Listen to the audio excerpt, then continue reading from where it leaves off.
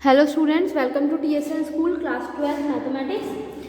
Introduction and example of exercise 9.3 part 2 I am continuing. हम इसका part 2 देख रहे हैं, यानी जो हमारे examples remaining हैं उनको हम complete करते हैं कि कैसे हम eliminate करेंगे पैरामीटर्स को और जो differential equation हमको needed है हम उसको form करेंगे. So form the differential equation representing the family of ellipses having foci on x-axis and center at the origin.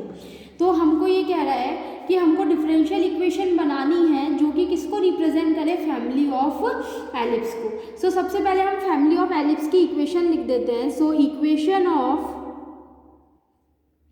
Said family of ellipse है ना. सेड यानी हमको ऐसी एलिप्स चाहिए जिसका फोसाई का हो एक्स एक्सिस पे और सेंटर का हो ओरिजिन पे ना.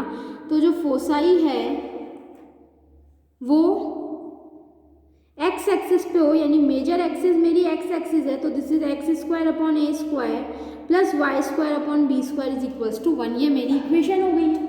नाउ इसको मैं डिफ्रेंशिएट करती हूँ. सो ऑन डिफ्रेंशिएटिंग ये मैंने एलिप्सिस की फैमिली बना ली ना, 1 2 3 ये सारे मैंने एलिप्सिस बना लिए हैं. ऑन डिफ्रेंशिएटिंग एक्स स्क्वायर का हो जाएगा 2x upon a square plus 2y upon b square and y का क्या होगा स्टूडेंट्स यहाँ पे dy अपॉन dx. y का अगेन मैंने डिफ्रेंशिएशन किया है तो this is 2y dy upon dx is equals to 1. 1 का डिफ्रेंशिएशन कितना हो जाएगा students, this is equals to 0. Okay, so ये मेरे पास क्या आ गई इक्वेशन. तो यहाँ से मैं देखती हूँ अगर मैं इसको और सिंप्लीफाई करूँ तो ये 2 से 2 कैंसिल आउट हो जाएगा. So this is y upon b square dy upon dx is equals to minus of x upon a square. तो इसको मैं क्या लिख सकती हूँ students, this is equals to y upon x को मैं यहाँ ले आती हूँ, y upon x dy upon dx is equals to minus of b square upon a square. ये हो गई हमारी equation. So this is my equation number 2. So differentiating again इसको वापस हम क्या करेंगे स्टूडेंट्स, डिफ्रेंशिएट करेंगे. अगेन डिफ्रेंशिएटिंग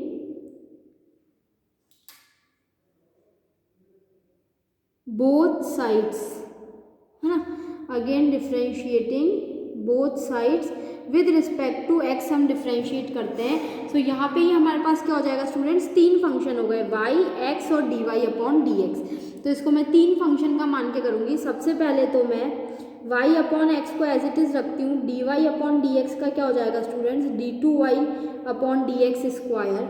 अब यहाँ पे मैं क्या करूँगी, dy अपॉन dx को एज इट इज़ रख दूँगी और x का अगर मैं करती हूँ तो this is x square x dy upon dx and minus y. सो ये मेरा फंक्शन हो गया. और ये dy अपॉन dx जो था ये मैंने क्या रख दिया एज इट इज़. ये dy upon dx as it is रख दिया, y अपॉन x का किया. तो x square first function, second function का किया dy बाई dx, x का किया 1 और ये हो गया y and this is equals to 0. Okay, तो कैसे किया स्टूडेंट्स, यहाँ पे मैंने इसका मैं एक बार आपको वापस बता देती हूँ. यहाँ पे सबसे पहले मैंने y अपॉन एक्स और dy अपॉन dx दे रखा है. सो y अपॉन एक्स को तो मैंने कांस्टेंट माना, ये मैंने dy अपॉन dx का किया है ना. इसको मैंने क्या माना students, constant. This is my constant. और ये मैंने किसका डिफ्रेंशिएशन किया, dy अपॉन dx का मैंने क्या कर दिया डिफ्रेंशिएशन. अब यहाँ पे मैंने क्या किया स्टूडेंट्स, y अपॉन एक्स का डिफ्रेंशिएशन किया, यानी इसको मैंने फर्स्ट फंक्शन मान लिया और इसको सेकंड फंक्शन का क्या मान लिया, मैंने इनमें प्रोडक्ट रूल लगा दिया. First function differentiation of second function. ना फॉर मोर इलेबोरेटरी आप इसको इस तरह से लिखिए, first function. So this is first function and differentiation of second function plus differentiation of first function और सेकंड फंक्शन क्या है एज इट इज है. अब यहाँ जो हमारा फर्स्ट फंक्शन है वो किस में था, u अपॉन वी की फॉर्म में था. तो यहाँ हमने इसको u अपॉन वी वाली फॉर्म से सॉल्व आउट करा है. तो जैसे स्टूडेंट्स अपन इसको सॉल्व आउट करते हैं, ये हमारे पास क्या आ जाएगा एक्स स्क्वायर. अगर मैं इसका एलसीएम ले लेती हूँ पूरे का, सो जैसे ही मैं इसमें यहाँ पे एक्स स्क्वायर लेती हूँ x, so this is x y d2y upon dx square. यहाँ x स्क्वायर है, so this is x d y upon d x, so this is students x dy upon dx minus y, and this is dy upon dx is equals to 0.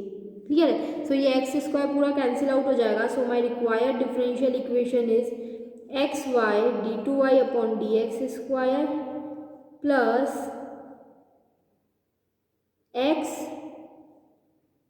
dy upon dx का whole square and minus y dy upon dx is equals to 0.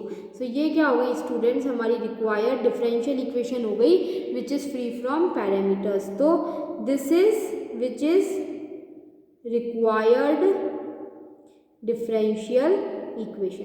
So students अगर मैं इस differential equation के order की बात करती हूँ तो मेरी इस डिफरेंशियल इक्वेशन का ऑर्डर कितना आ जाएगा, हाईएस्ट ऑर्डर डेरिवेटिव क्या है 2, और इसकी डिग्री कितनी है हमारे पास 1 है. तो इसकी ऑर्डर 2 हो गया और इसकी डिग्री कितनी हो गई स्टूडेंट्स, हमारे पास 1 हो गई है.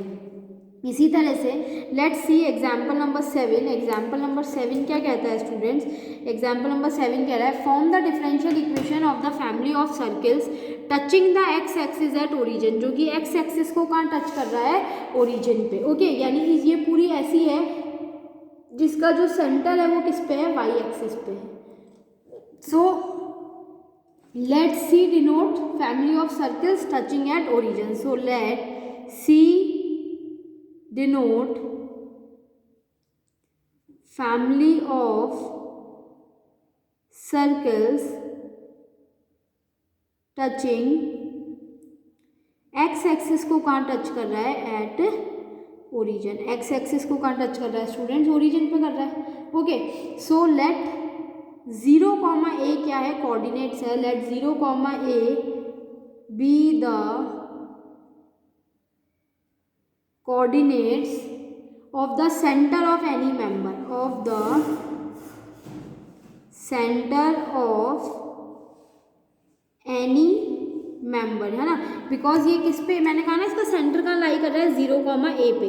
तो सपोज इस सर्किल का मैं सेंटर मान लेती हूँ, वो क्या है 0, a, तो वो किस पे है, y एक्सिस पे. Be the centre of any member of family, है ना. यानी ये जो सी फैमिली है जिसको हमने सी माना है, ये पूरी सी फैमिली है, इसको हमने सी माना है, इसका सेंटर किस पे है, 0, a पे. तो equation of family C is, तो इस फैमिली के जितने भी सर्कल्स हैं उनकी इक्वेशन किस फॉर्म की होगी students, this is x square, because x उसको ओरिजिन पर टच कर रहा है, तो एक्स स्क्वायर, तो 0, a है ना, तो x माइनस 0 का whole square plus y minus a का whole square is equals to a square. और इसको हम क्या लिख सकते हैं, x square plus y square is equals to 2ay. जैसे ही हम इसको खोलेंगे तो ये हमारे पास क्या आएगा, मोर इलेबोरेटली अगर मैं आपको इसको लिख के बताऊँ स्टूडेंट्स, तो ये हम इस तरह से लिख सकते हैं इसको.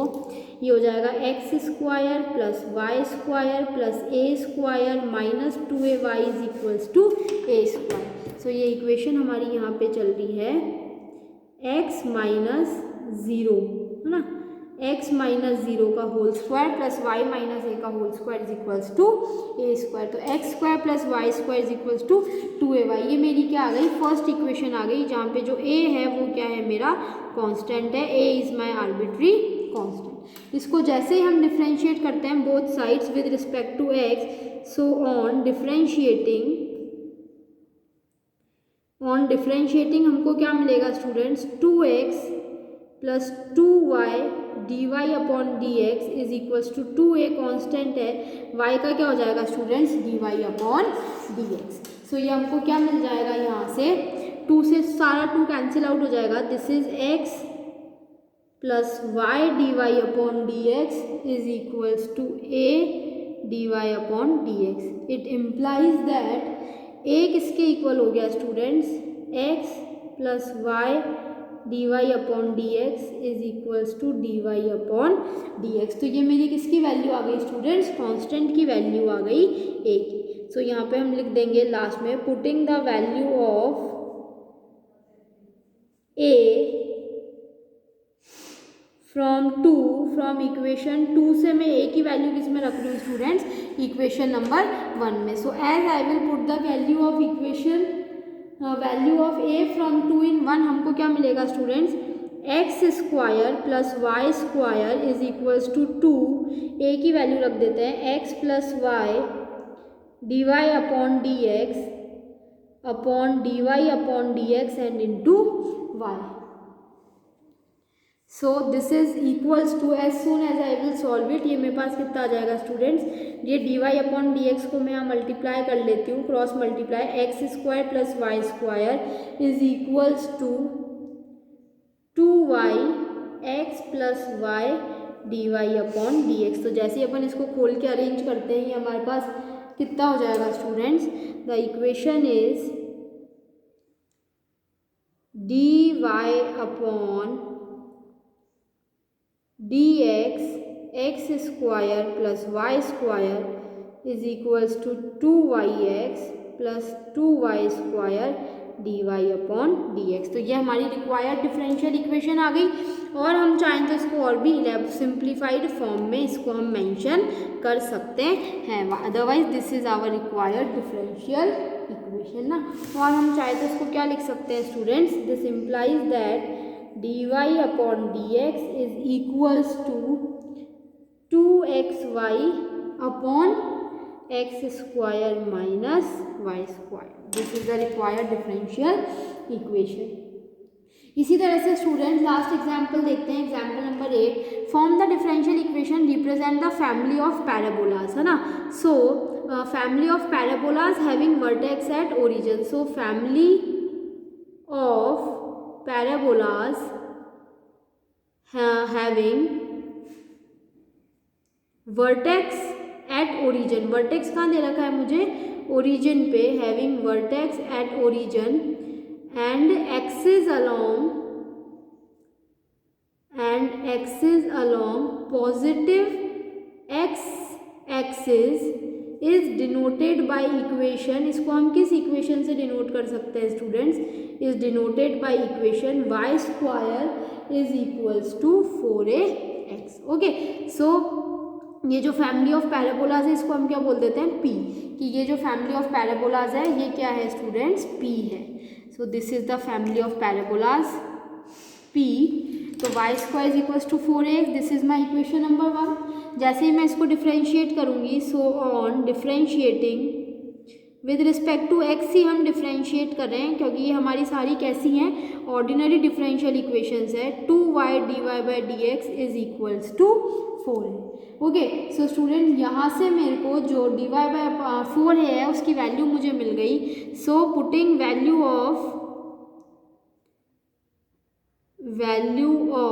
4a फ्रॉम इक्वेशन 2 in 1, 2 से 1 में जैसे ही हम ये इक्वेशन रखते हैं तो वाई स्क्वायर कितना हो जाएगा students, y square is equals to 2y dy by d x into x.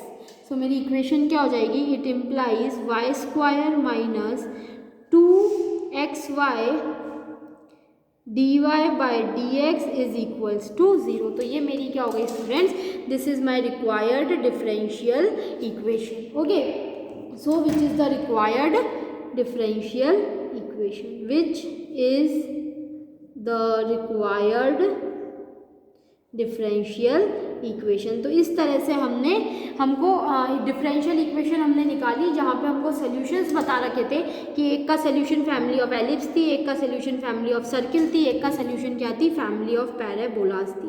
तो इनकी इक्वेशंस भी हमने खुद बनाई और इनकी करस्पॉन्डिंग डिफरेंशियल इक्वेशन भी हमने खुद ही देखी.